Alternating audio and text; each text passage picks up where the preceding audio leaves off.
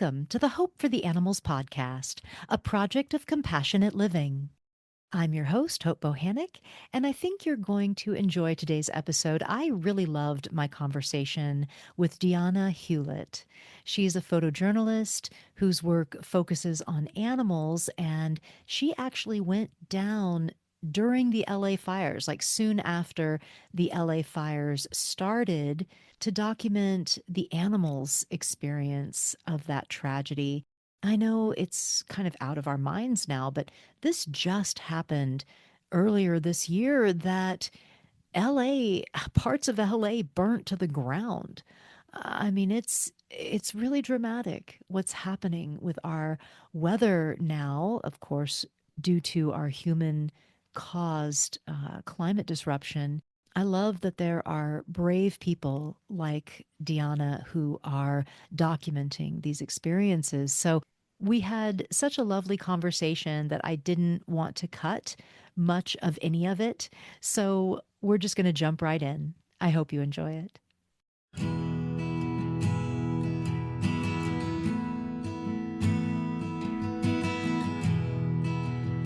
Okay, so today on the podcast, we have Deanna Hulet. She is a Pacific Northwest and Colorado based environmental writer, animal photojournalist, and yoga teacher with over 3 decades of experience in yoga philosophy and contemplative traditions. After establishing her own studio and leading trainings and retreats internationally, Deanna pivoted her attention and completed a Bachelor of Science degree at the Oregon State University in 2017, focusing on environmental ethics, ecology, and climate change. Deanna's growing concern for the well-being of animals prompted her to pick up a camera and begin documenting the details of their lives. Her ongoing project, What If We Saw Them?, encourages reflections on our relationship to animals in various contexts, advocating for compassion as a catalyst for systematic change. She is a contributor to two animal photojournalist nonprofits, We Animals and Sanctuary Doc, where she also serves as board vice president. Welcome to the podcast, Deanna. Thank you. It's a delight to be here, Hope. Well, it's wonderful to talk to you too. We've been having conversations. We've known each other a little bit. You were in the Pacific Northwest, but you've since moved to Colorado. We could talk a little about that. We were talking about the beauty of both those places. But we like to start with the question, why and when did you go vegan? Just to kind of get to know you and to know about your origin story, your vegan origin story. I love sharing this story. I made the choice to begin practicing veganism in March of 2019. So, after fluctuating in and out of following a vegan diet, but also seeing veganism as an entire way of living for a number of years, what finally set me on the path were classes that I took when I returned to school at Oregon State University. And I was studying climate change, studying ecology, wildland ecology, environmental ethics. And so the films that we were required to watch, including Cowspiracy, Seaspiracy, other films about salmon migration, they really began to expose not only some of the horrors within animal agriculture, but also the scientific research around the ecological impacts of animal agriculture. And so once I started to put some of these pieces together, loss of habitat for wild animals, what was happening with mass extinctions, what we have seen and are seeing with zoonotic diseases, and harm to the animals who are being farmed for food, it was actually a decision that was very clear and I made overnight with my partner. So it was it was a household effort, and we haven't turned back since. And I do want to say that around that same time, I left a corporate job where I was teaching yoga and meditation actually for kind of a larger organization, and shifted to be able to teach part-time and be in school full-time. And that shift really gave me the space that I needed to not only see how my longtime love of animals and why I would follow transport trucks on the highway, or why I would speak up for animals in situations where I saw them harmed. I was able to see in that space that my life and the decisions and the choices I was making with what I was wearing, what I was eating, wasn't really aligning with who I was. Mm, So, and I also had the space to make the transition skillfully and the resources, the time, and the support to be able to make that shift. And so I know not everybody has that. And for some people, that shift is incremental.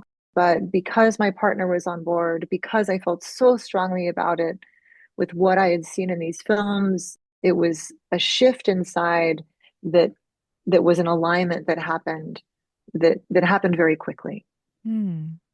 Wow, that's amazing that at your course at the University of Oregon, they showed cowspiracy and seaspiracy. I mean, those are, wow, that's wonderful to hear that they're showing those kinds of films in, just mainstream colleges. I guess it depends on the teacher, the professor, but that's great that you were able to see all those in school. Yeah.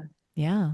Yeah, it was at Oregon State, and Oh, it was a Oregon State. course, but Okay. yeah, it was specifically on, it was which course? It was a course on climate change, and they had 1 week that was specific to animal agriculture. And Wow. even though animal agriculture weaved in and out of different conversations and assignments and papers that we had throughout that class and many other classes I took as well, that specific class had some really strong assignments that I was very glad to see, Mm-hmm. like you, Hmm. Yeah. and also really influenced by. Wow. That's amazing. Well, the reason I asked you on the podcast has to do with media and imagery and seeing what the reality is for animals because you are a photojournalist. So that kind of weaves in, that it was film that really influenced you, right? So that's that visual storytelling of what's really going on. So you went down to the aftermath of the LA fires to document the impact of the fires on animals as a photojournalist. And I really, really want to hear this story because, animals are so forgotten about, so hidden after disasters. We're so human focused, we're so speciesist, right? That we just focus on the humans when there's so many animals, both domestic animals and wild animals, that are affected. So I thought this was such a beautiful project that you wanted to do. So when did you go down? How long after the fire started did you go down? What was like the time frame? And what did you experience? Well, I have had an opportunity to sit with this question a bit and also have been writing a lot about my experience. I think the first thing I want to share, especially with your lead into the question, is this circle of compassion that we each experience in our own way. And for me, my circle of compassion has really been central to focusing on the animals for my entire life. I go through pictures of my childhood, and it's me in the park with the geese. It's me walking behind circus tents trying to find the camels. It's me with my hands up against the plexiglass for at the Miami Seaquarium, Mm, trying to connect with the orcas there and trying to connect with the animals there.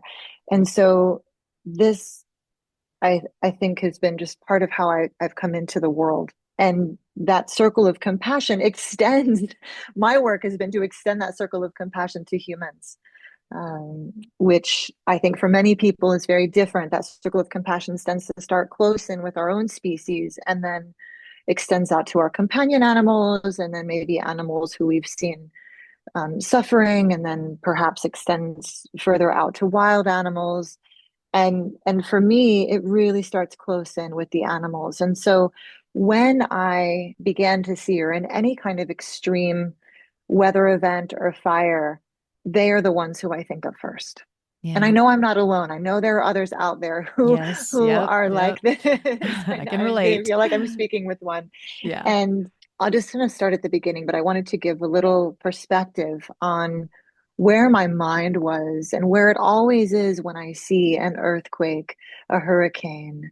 I went down to New Orleans to see my family soon after Katrina because I have family in Louisiana, but I also went to drive through the lower Ninth Ward and look for dogs.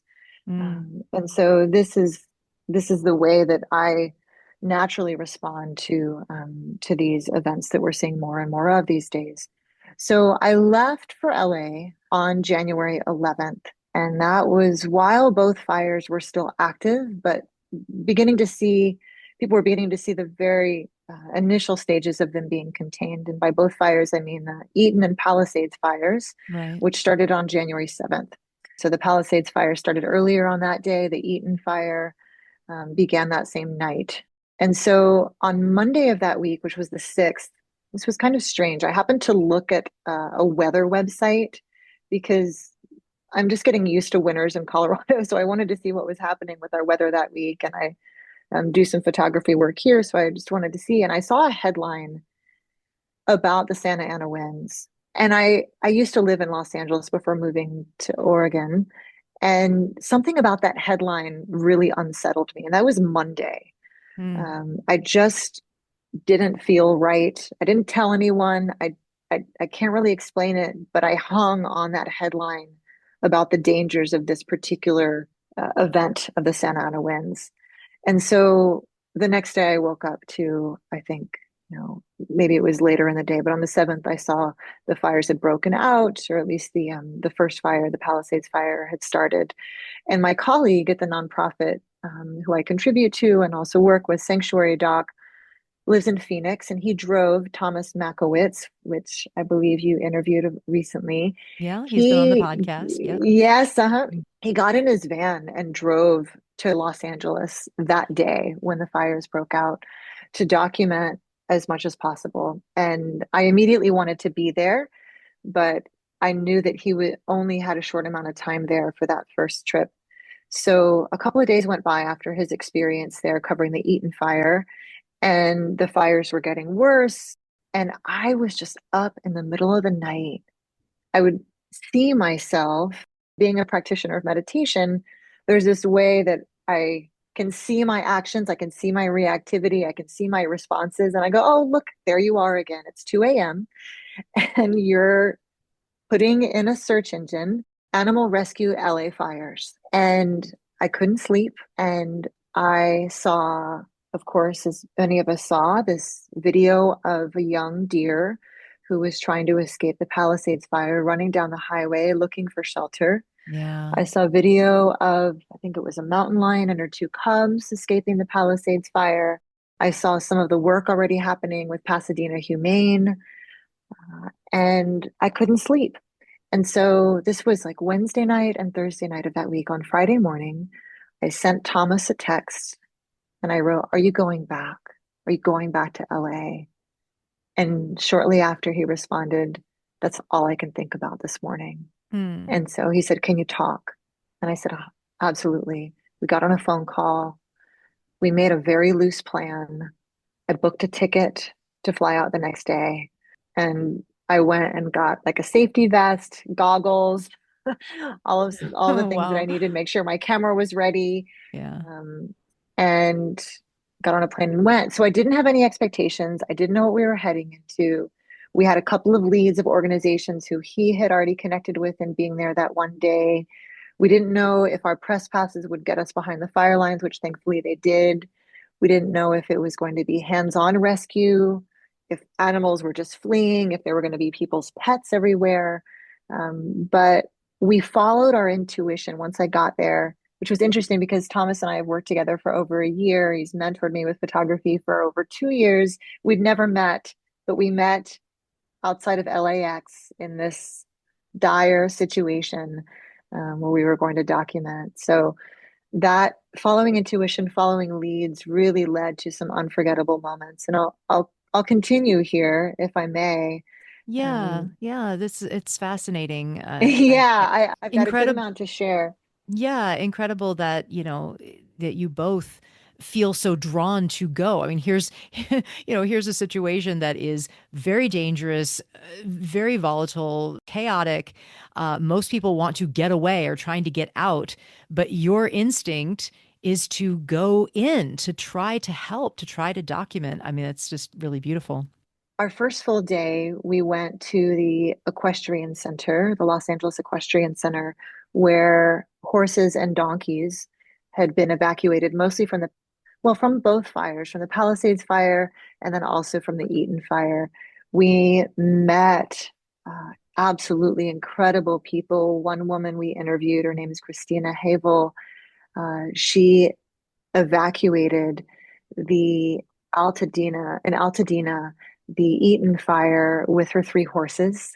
But just like what you said about turning towards the fire, once they saw, and this was a really dangerous situation because this fire really broke out at night and moved very, very quickly. And she and her husband decided that he would make sure to take care of the few belongings they could take out of their house, gather their animals at home, and evacuate. And she went with their 16-year-old son, who was courageous and brave, straight towards the stables where their three horses were there. And the fire was approaching the stables. And so she has photos on her social media pages of just this huge fire behind the stable while they're gathering their three horses to get into a Mm. trailer and get out. So we spoke to another woman who had to really put her foot down. This was a dangerous situation for a lot of people. They were wanting to evacuate their horses from barns who were either already on fire or at risk of being on fire.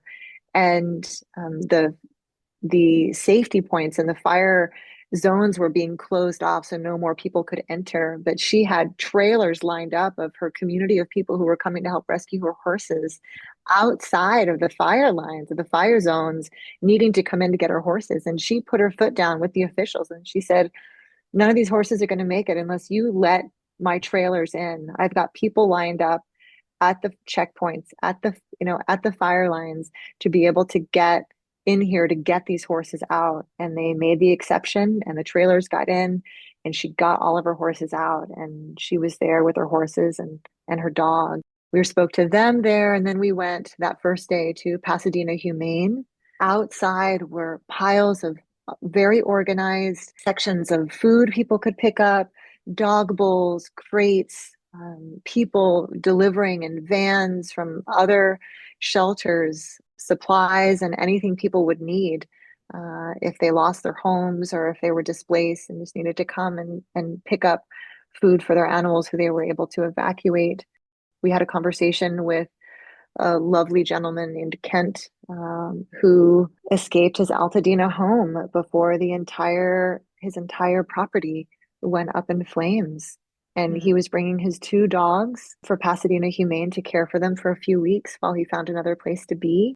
So the thing was is that people wanted to share their stories. And I found that when I went to New Orleans after Katrina, is that something about sharing their stories made the situation more grounded Mm. and real. And there was this really strong sense of connection that everyone was there for each other. It was kind of like the way we want to be.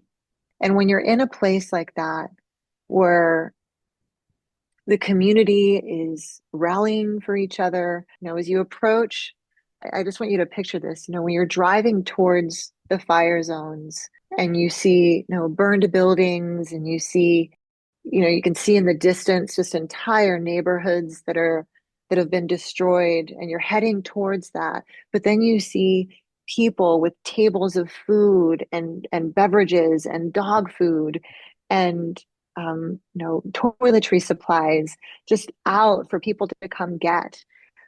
Whoever needed to come and find help were there. So you've got this contrast of like these burned buildings and these tables set out for people. It's just so incredibly moving. And so that was kind of our first experience of being there. But there were so many individual moments. Mm, yeah. The next day we were able to ride along with two different organizations. One was Viva Global Rescue, one was Canine Global Rescue.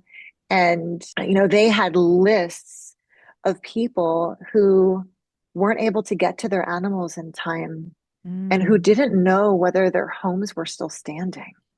And mm, so we were riding along with them, and this was in the Palisades. A lot of organization around around how they were going to approach going into the fire zones, what neighborhoods they were going into, and often, these people are the first ones telling homeowners that their homes are not standing. wow. Wow. So, Yeah. so we were able to kind of get into these places before many other people and let them know, like, okay, yesterday we put out food and water for your cat who's missing, and today the food's gone. So we're going to put out a trap tonight. Oh, So wow. we Yeah. rode along with people from 8 in the morning until sometimes midnight, who were out there putting out food and water, who were responding to homeowners, who were, involved in some active rescue that we were able to be a part of, which was kind of this very difficult thing as a photojournalist to decide when it's time to put the camera down Mm, and help. right. Wow. I think it's so beautiful and hopeful that there are now so many people, individuals, and organizations that are going into these places just to help the animals. I don't think it was that way probably 50 years ago, 100 years ago. This is an evolution of our relationship to animals. I think a good, a good evolution, and that now we do go in and acknowledge that they need rescue as well. They need help as well. But generally, it's for companion animals, right? And I always wonder, this is my thought always is like, okay, I know that the industrial animal farming of farmed animals is in the rural areas is kind of set out and is separate. What happens when they're in the line of fire of a fire, in the line of a fire, and who's going to go rescue them? And I know that they don't get thought about or the attention at all. And I wondered if I don't know if you had that occur where there was any kind of animal farming building that was in the fire. And I don't know if that ever came up or if it might be that LA didn't have that really. I don't know. It did come up, actually, Hope, and Oh, I'm really wow. happy to share a couple of things around that. Yeah. The individuals and organizations really, lack of better words, pride themselves in seeing all animals who are being affected by the fires, Good. all of them. I'm glad to And hear and that. myself Yeah. too, in the middle of the night, I wasn't just thinking about the dogs and the cats and I was thinking about like fish in people's ponds, which we actually had a chance to Oh, wow. rescue. We rescued 14 goldfish and koi fish at night with headlamps out of a water feature in Wow. someone's home in the Palisades, the entire was a historic home. It was a celebrity's home. The whole house is gone. And we went in and we were like, oh my goodness, there are fish here in this soot ash filled pond. We got to get them out. I was thinking of the hens in coops, in backyard coops, because there are some areas around, especially in the Altadena neighborhoods, where they do have small farms for animal agriculture there. So a couple of things I'll share. I remember in one of my rides with Viva Global Rescue, there was a call from someone who had just helped pull, it was about 30 or 35 hens out of a situation. Some of them had been injured, but I don't think any of them died. I think all of them had been rescued. These hens had been rescued out of, I believe, maybe a small farm. So that was a good thing. And also, there was one story that we heard from some of the firefighters in Altadena that there was a small farm where it was accessed by a bridge, and the bridge had burned down. And so these goats, I believe there was one cow there. I definitely think there were sheep there. I believe that there was someone who had stayed behind to help take care of them. But the fire crews were bringing water up across where the bridge had burned down to be able to bring water to these animals up Mm. there. And Well, so they were looking out, anyone we spoke to was looking out for for all the animals. well, that's beautiful to hear. I'm really glad to hear that it wasn't just, companion animals or someone that was saying, "Oh, my dog or cat is missing." There was concern for any species, all situations. I'm glad to hear that. Yeah. So, Deanna, I wanted to just talk a little bit more broadly about photojournalism. And, even though anyone can take pictures now, right? And we see that, of course, with all the social media because of our phones. I mean, I remember a time when we were doing activism back in the day in the 90s, and even early 2000s, where we couldn't even afford a camera. So we weren't able to photograph our actions or anything that we did. So, it's a very different world now where everyone can take pictures. But photojournalism, I believe, and a lot of people believe, is still a very important art form.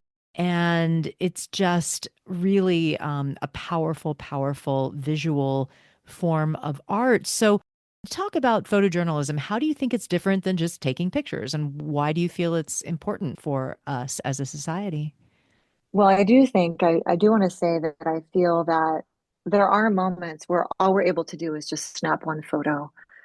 I've been in situations where my camera wasn't allowed going into rodeos and other places where they don't want the cameras, especially in some places that are more hidden. Right. So I think that our phones as cameras, if we have one, can be can be helpful in telling the stories of animals. And at the same time, I mean, I'm still learning the craft of photojournalism. I did do a good amount of photography in my younger years and picked up the camera again once all of my practice as a vegan, my contemplative practice in meditation, my love for animals all really came together. And I recognized that photojournalism, photography work could really be something that had some longevity in my life, especially as I get older too. So I'm still learning the art of photojournalism and the craft. But one of the things that I'm really gleaning from my time in the field so far is that in especially like longer form photojournalism work, where you take time at a place or with an animal or with a group of animals, is that there's a relationship there. There's um, a reciprocity that's there in that taking of time. So it's not just like snapping an image that is almost like more instrumental in a way, that you actually build relationships by taking time with the animals. And so for me, that's how it's different. I mean, surely if I'm at a stoplight and a transport truck pulls up next to me, I will be the one who opens my window and speaks to the animals and photographs them. Mm. But it also means that I'm not going to just pull over and like post it on social media and be like, look at this terrible thing I saw. I'm going to I'm going to take that image home.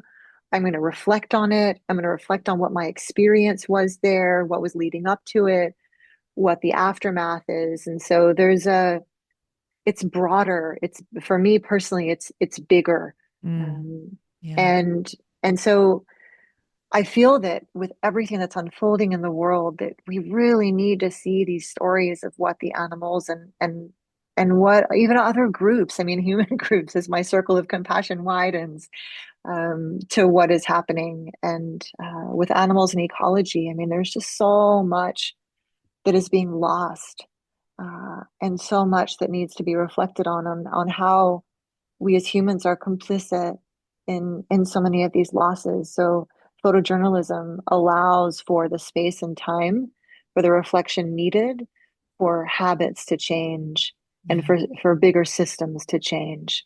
That rarely happens unless it's just like one really good photograph at just the right time, which Yeah. happens. Yeah, I think that was a really great answer. You're right. I think it's more in depth with the subject, right? It's more connection time, reflection with your subject. So, like you said, it's not just kind of like, how we're just snapping pictures right and left with our phones. There's something deeper going on with photojournalism, and then that reflects in the images when people see them. Something deeper is going to happen, right? And when we see art, when we see a video, when we see watch a movie, whatever, something deeper happens than when we're on social media, for instance. So it's Exactly. yeah, it becomes art, which elevates it to a more emotional place where we can really, have a deep experience with the subject. Yeah. Mhm. Yeah, I mean, I really love what you said there because when I'm looking at a photograph that perhaps like an animal photojournalist took, I tend to forget that like there is a part of whoever took that photo in the photo and not Mm. just in the framing, not just in the composition, but what they saw. I mean, I'm going to share a little example here or who they saw. I recently went to an event here in Colorado called Ski Jor, where horses pull skiers through a track that's got jumps. It's on snow and ice.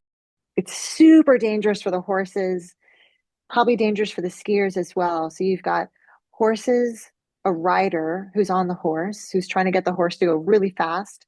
And then you've got a rope from the horse to a skier, and they're going down a track.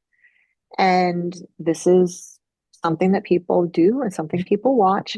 Uh, Uh-huh. and I'd never seen anything like it. I've been to rodeos, I've seen a lot of that and a lot of the harm that the animals experience in these kinds of exploitative, uh, quote unquote, sport situations. And I had a new friend who's a wildlife photographer here ask if I wanted to go. And she wanted to practice her kind of fast action photography with the horses. I wanted to photograph the experience of the horses. We went together, but what we were photographing was different. She understood why I was there. I knew why she was there. So there wasn't any contention or anything around that. But when you look at our images, she's got some beautiful images of the race, of what was going on, of close-ups of riders' hands and what they were wearing. So there's a whole kind of costume aspect of it too. And then my photographs are close-ups of the horse's eyes and or like how the bits that they were wearing was experienced in their mouths or the panicked look in their eyes when they were coming around a corner. And so I think that like that is a way, that way of like we were photographing the same thing, but what I was photographing was the animal's experience. And so there was part of me in the photograph. Mm. Um, Yeah. and so I think there's something about photojournalism where you're seeing through the eyes of what the person, what the photographer is seeing, and also an aspect of their experience. They're photographing the animals in these situations because they love them.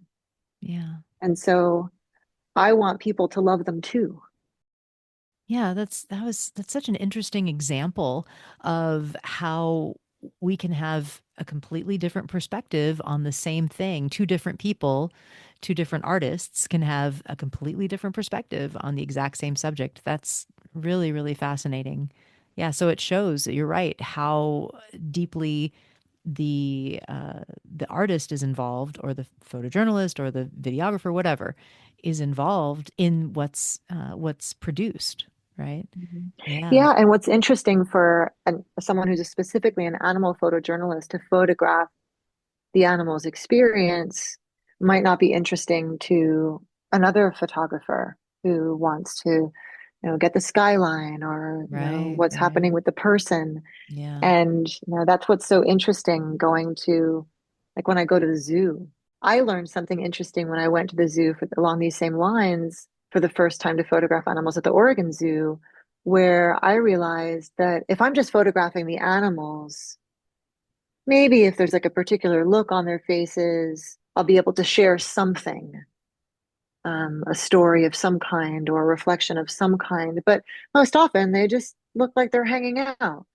Um, but if I step back and I photograph the people who are pointing at the elephant or the context of the cage that the animal's in, like if I'm showing how they're kept there and exploited and seen, that is more of a story than just photographing them hanging out in, Right.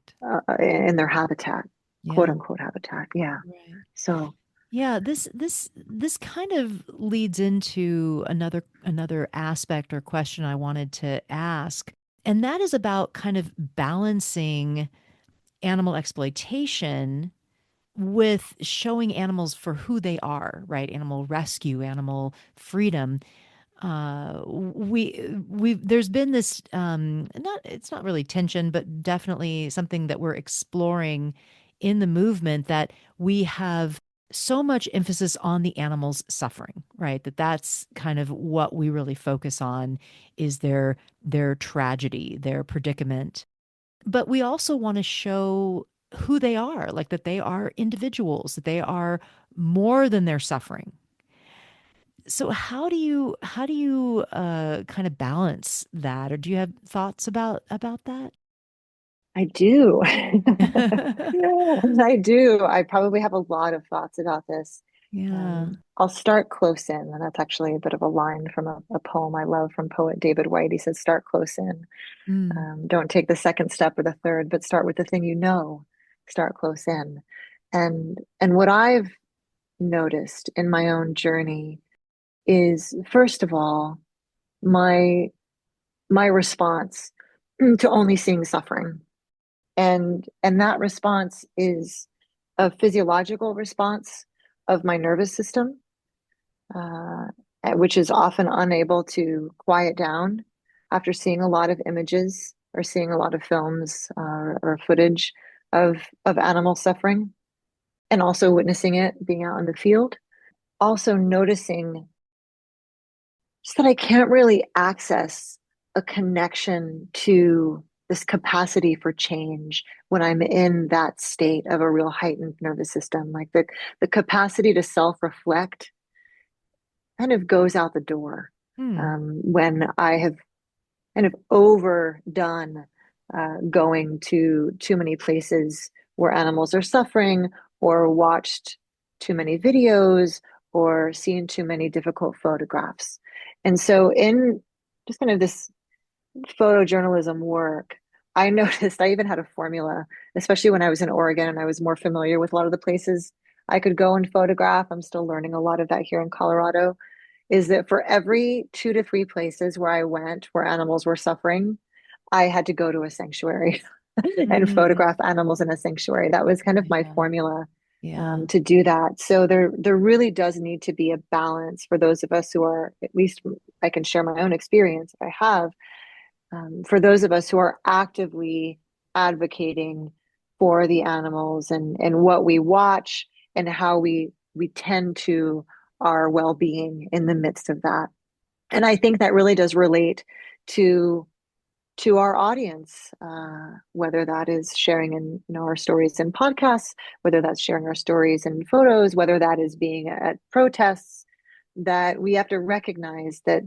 I think one of my mentors said it's a titration, that there's a certain amount that we're able to take in before it's almost like our amygdala overtakes our nervous system, Yeah. and we can't see the other side of it. Yeah. So I think that it's both. Like, people have to see both, because in seeing both, the transformation is present.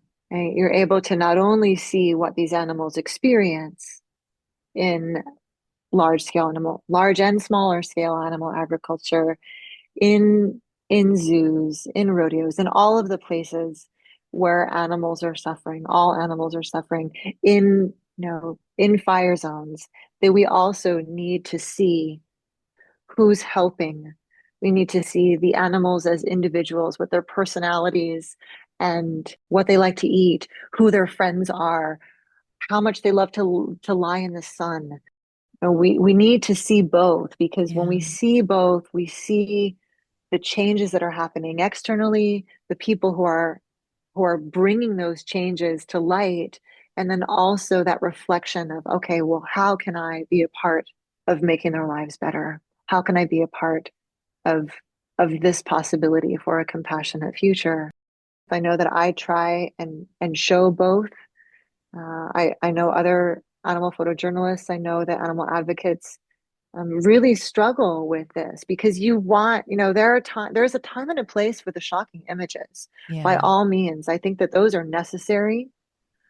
I know that not people are not always able to see them, and I feel that part of that is because people don't know how to hold this kind of suffering. We barely can hold each other's suffering as humans. So I know for many people, seeing those images, the response to turn away is the first response that happens. And that's why I feel that writing, I feel like different kinds of media, all kinds of art forms are really essential in being able to advocate for animals in a way that is really useful, that really does create change for people. Yeah, I fully agree. I think that's a great answer that we need both, right? We need to show what the animals are going through, absolutely show the graphic, the suffering, because people need to know that they are part of causing that in a lot of instances, especially with farmed animals. But then also showing who they are, how they could be, what could be the joy, the love of them being free of our human imposed suffering. So yeah, it's that's a great answer. It's true. We need both. We need to show the animals in their full expression, both what they suffer in at the hands of humans and who they are as individuals. So yeah, I love that answer. So Deanna, where are these photos going to be used? The ones that you took in LA of your LA fire experience, are they going to be able to be seen somewhere? Definitely. So I've been sharing a couple of the images on my Substack, which is called The Lateral Line, along with writing. And then we've shared a few on social media. But my photographs, along with Thomas's images from Sanctuary Doc, will also be part of a series of published works about the fire and also the effects of climate collapse. So we interviewed a number of people who lost their homes or had to evacuate their animals. And I also recently interviewed a wildlife biologist and an eco-philosopher about the impact of the fires to wild animals, and kind of what the experience is like for them, and what it'll be like if and when they return to those areas. Mm. So the piece is definitely a kind of a longer form journalism piece. It takes some time to weave all of the elements together. So I imagine we'll be publishing it in the next couple of months, along with, I believe, also a series of portraits as part of the interviews too of people who we met there. And also any photography exhibitions that I do will include the work from Los Angeles. And we also are sharing the photographs with the organizations and individuals who we worked alongside and who we wrote along with, so that they can use those photographs for writing grants or Yeah. marketing or anything like that. That's one of the ways that we offer our photographs, is to pass them on to the organization so that they can use them for whatever they need. That's great. Yeah, So Sanctuary Doc, that's kind of the connection. So maybe we'll put a link in the show notes to Sanctuary Doc, and that's where people would be able to find those. absolutely. Yes. And Okay. so this was my first official assignment in the field for Sanctuary Doc. Oh, So it great. was Yeah. really exciting and profound and really heartfelt experience for me to work Yeah. there. Wonderful. Yeah. Yeah, and something else that I wanted to ask you about, you kind of mentioned it actually, and that is around climate change. Of course, this is the primary cause of the fires, and we just just not talked about enough. I'd love to talk just a little bit about this because I think, it's I was thinking about this, and it's interesting that we call fires and hurricanes. I mean, we just had these, horrific hurricanes in North Carolina that just wiped out the town of Asheville and Florida. We call these natural disasters, right? And I was thinking about it, and I don't know that we should call them that anymore, right? Because these really now they're man-made disasters. They are climate disruption disasters. So I don't know. It's interesting to think that, we still call them natural disasters. Anyway, just a thought I had. But I wondered if you want to talk about that aspect of the fires and maybe how people felt about that on the ground there.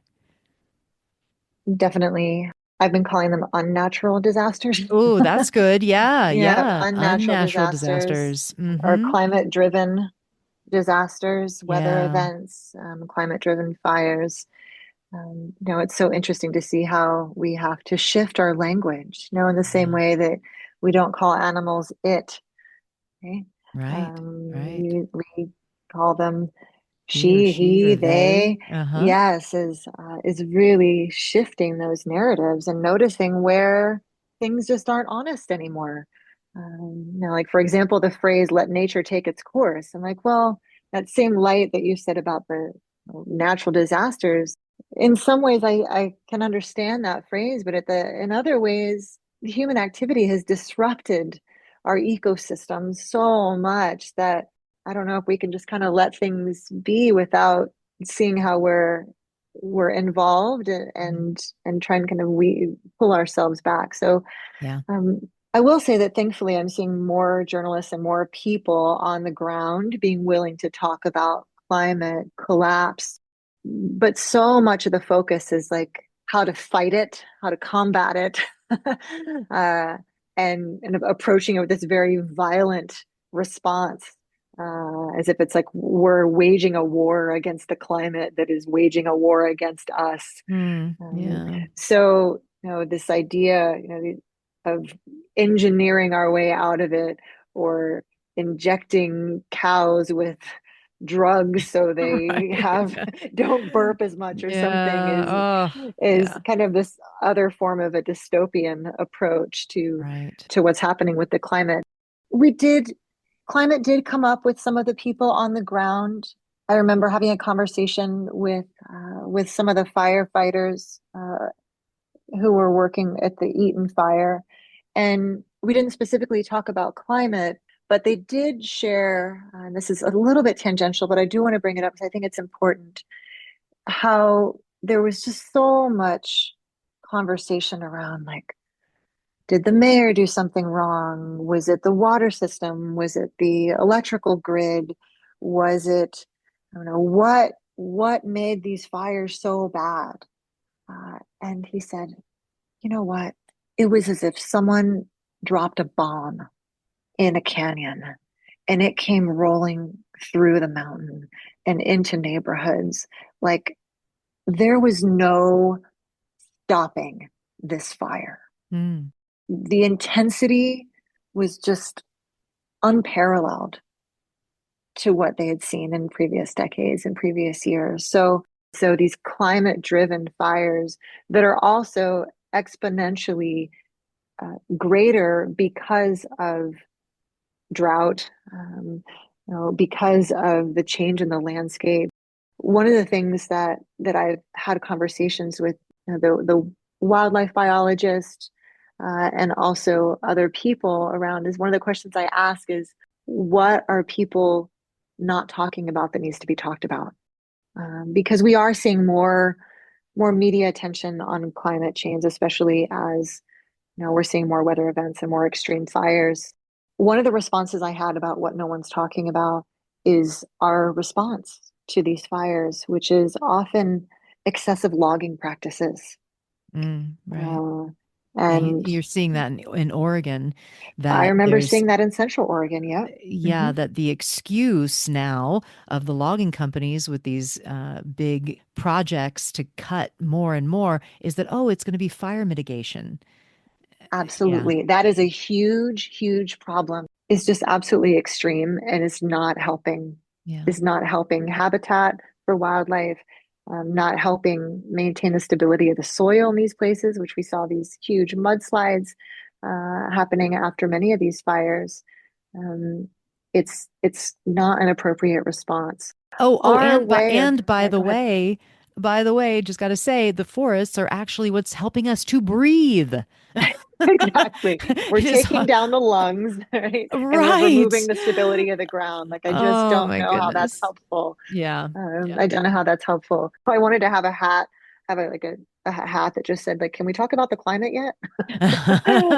Yeah. Is now, I like every time Uh-huh. some huge thing happens, I'm like, is it now? Can we talk about it? Oh no, Right, not yet. right. Okay.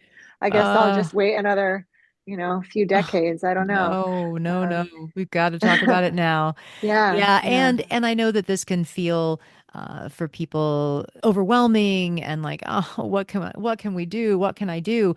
There is something that we can do, and that is to eat vegan. To Yeah. live vegan, because that is going to help significantly with deforestation, with climate change, everything that we've been talking about is affected by animal agriculture, and animal agriculture has a direct impact on it. So there is something that we can do Mhm. on a Yeah. grassroots level, on a personal level, and that's to go vegan. Just wanted to give a little bit of hopeful action that we can take. You know. Absolutely. And I think too, one of the things that people are not discussing is our interconnection and how to live in closer alignment again, with following a vegan life and also to try and remember awe, wonder, and joy. I take walks every morning here, and I see foxes doing what they're doing, foxing, Foxing bears around. bearing, foxing around, and I see, geese geesing, and animals still alive and still Mm, beautiful, yeah, and um, it will only protect what we love. And I yeah. think remembering to fall in love with the earth over and over again is essential. And I don't mean that in kind of a wishy-washy way. I mean being out there in 0 degrees at 6:30 in the morning and seeing the sunrise and having tears show up in my eyes because it is still a beautiful world. Mm, And yeah. I think about something I read from an environmental activist named John Seed that I keep coming back to over and over again. And I think he was a meditator, practiced insight meditation for a long time, and then he became an activist for the old growth forests, I believe, maybe in Northern California. And at one point, he was chained to a tree or he was standing in front of a tree and he had this insight, maybe from years of meditation, where he said, and all of a sudden, I realized that I was not this human defending a forest. I was the earth defending herself. Hmm. I was not this outside person coming in defending a forest. I was actually the earth itself defending itself. Wow.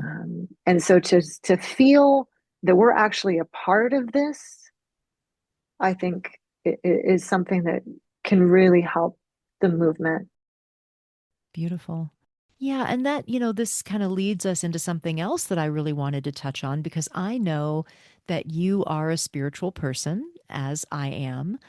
And you say that you use contemplative practice and that kind of informs your work.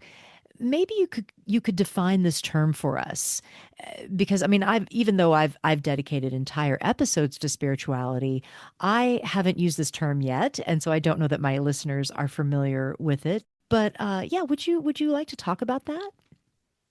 Sure. For me, contemplative practice shows up in different forms. So I'll just share a few examples. Taking time in the morning when I first wake up to just breathe and look out the window and sit with a cup of tea and have some time to reflect on checking in with myself, maybe who I might meet during the day, if they're human or animals. It's to really carve out some little spaces where I can simply be alone and see where I'll actively be able to practice ahimsa or non-harming, actively be able to practice something like a parigraha. which is kind of non-grasping the world of yoga and yoga philosophy, and then also other traditions and practices such as Jainism, where I can weave in my years of yoga philosophy and study, where I can weave in years of meditative practice to inform my daily life. Mm. So I usually kind of take some pauses throughout the day to see, okay, how am I showing up to the world? How am I receiving the world?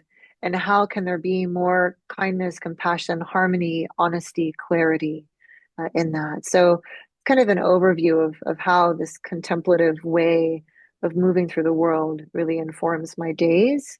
But in a more tangible way, when it comes to bearing witness to animal suffering, having time to meet the aftermath of some of those experiences and not just going like from photographing behind a slaughterhouse to trying to have dinner with my partner and wondering why I'm kind of edgy and Mm. wondering, why I'm a little snippy. Oh, okay. Like I actually didn't give myself time to just pause and reflect for a moment to process what I saw and what I felt. Mm. So I think, one of my teachers says from her guru, you don't need to practice every day, but when you need your practice, you better hope you've been practicing every day. Uh, and Yeah. in that way, I have a regular practice of sitting on the cushion, of saying different mantras or recitations, certain things I say in Sanskrit or in English that I sit with throughout the day or that stays with me throughout the day.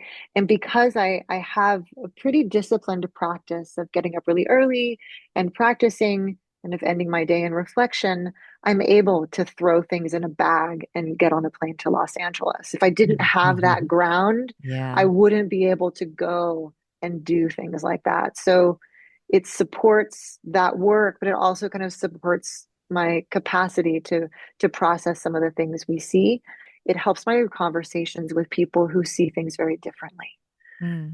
so that I'm not as reactive when I'm being questioned about my choices, being questioned about the animals, when I'm working a booth for a sanctuary or at a protest or at a march, that I'm able to respond to people who I might not invite over for dinner, but I'm able to respond to them with compassion and Mm. awareness and clarity. So I'm still fierce, but I'm also not harmful.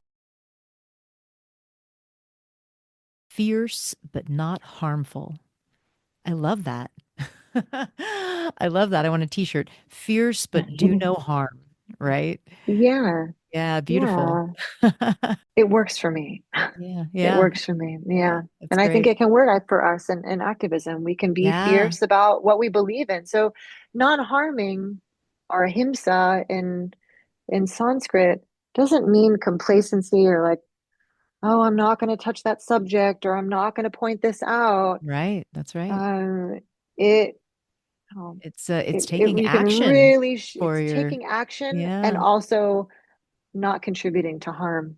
Right. Right. Which can be kind of a contradiction because it's a Right. non-action to abstain from animal products, but at the same time, you also don't want to be complacent and watch harm happen. You have Hmm. to speak out against it. So, Hmm. yeah, Yeah. interesting. Yeah, Hmm. I love all that. And contemplative practice to me, it reminds me that meditation is not just one thing, right? Meditation is not just sitting on the cushion, quiet. And that works for a lot of people, but may not work for everyone, or may not be the only form of meditation that you want to engage in. I mean, there's a lot of different ways to be meditative and be contemplative, and that could be, like you said, chanting or even walking in the forest can be a meditative act. Sitting, staring out the window at nature for a moment and contemplating.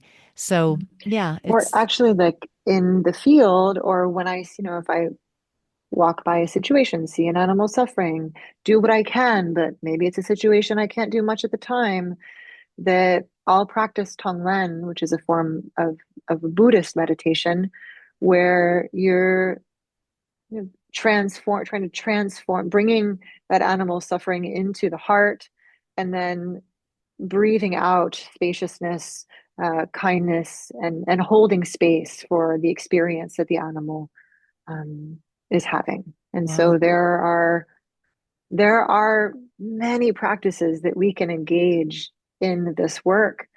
So there's a lot of ways that people can approach it so that this work can actually be sustainable and people will burn out less.